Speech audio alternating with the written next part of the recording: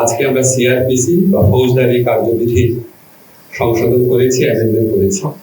এখানে খুব ইম্পর্টেন্ট কিছু অ্যামেন্ডমেন্ট করা হয়েছে। আপনারা জানেন ব্লাস্ট পার্সন বাংলাদেশ এই মামলাতে সুপ্রিম কোর্টের দুটো ডিসিশন ছিল।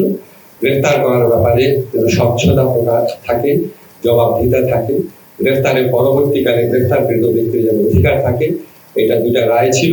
এই রায়গুলোর আলোকে আরো ডিটেইল ভাবে আমরা বিচার বিভাগীয় সংস্কার commission, supreme court, concern expert সবার সাথে বৈঠক করে কনসালটেশন করে আমরা অ্যামেন্ডমেন্ট আজকে চূড়ান্ত করেছি।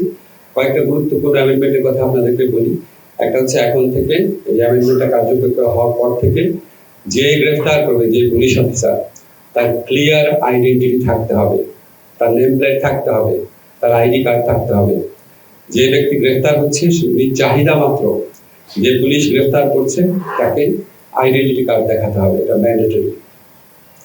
এরপর হচ্ছে তাকে যখন থানায় নিয়ে আসা হবে যত দ্রুত সম্ভব গ্রেফতারকৃত ব্যক্তির পরিবার, বন্ধু বা লয়ারকে তার সাথে যোগাযোগ করে জানাতে হবে যে গ্রেফতার করেছে, আমরা এই কারণে গ্রেফতার করেছি, এই মামলায় গ্রেফতার করেছি এবং গ্রেফতারকৃত ব্যক্তি এখানে আছেন।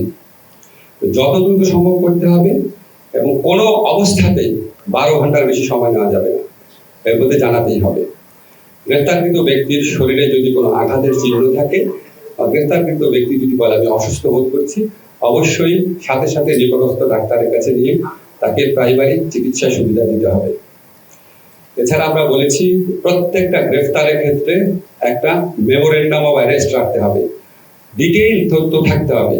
কাকে গ্রেফতার করা হয়েছে, কেন গ্রেফতার করা হয়েছে, কি অভিযোগে, কোন আইনে, তার পরিবারের কার সাথে যোগাযোগ করা হয়েছে, কে গ্রেফতার করেছে, ডিটেইল একটা মেমোরেন্ডাম থাকবে প্রত্যেকটা গ্রেফতারের ক্ষেত্রে।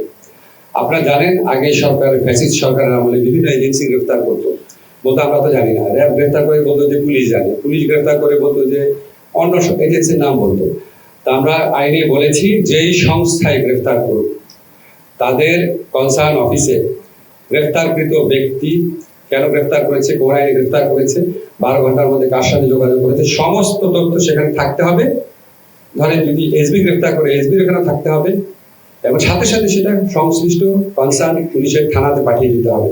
আর আমরা বলেছি নিয়মিতভাবে প্রত্যেক থানায়, জেলা সুপারের কার্যালয়ে, পুলিশ হেডকোয়ার্টারে গ্রেফতারকৃত ব্যক্তিদের তালিকা থাকবে। কাকে গ্রেফতার করা হলো, কত তারিখে, কি আইনে গ্রেফতার করা হয়েছে, সে এখন কোথায় আছে, এটা তালিকা থাকতে হবে। এগুলি সব ম্যান্ডেটরি। আপনারা জানেন সন্দেহের অবকাশে 54-এ ইচ্ছা মতো গ্রেফতার করা হতো, সেখানে আমরা উল্লেখযোগ্য পরিবর্তন এনেছি। আমরা বলেছি যে আপনি যদি সন্দেহের অভিযোগে গ্রেফতার করেন, আপনাকে পুলিশকে যে গ্রেফতার করবে তাকে নিশ্চিত হতে হবে যে আমি এই লোককে গ্রেফতার করেছি, আমার সামনে অপরাধটা ঘটেছে এবং আমার বিশ্বাস করার কারণ আছে যে উনি অপরাধটা ঘটিয়েছেন।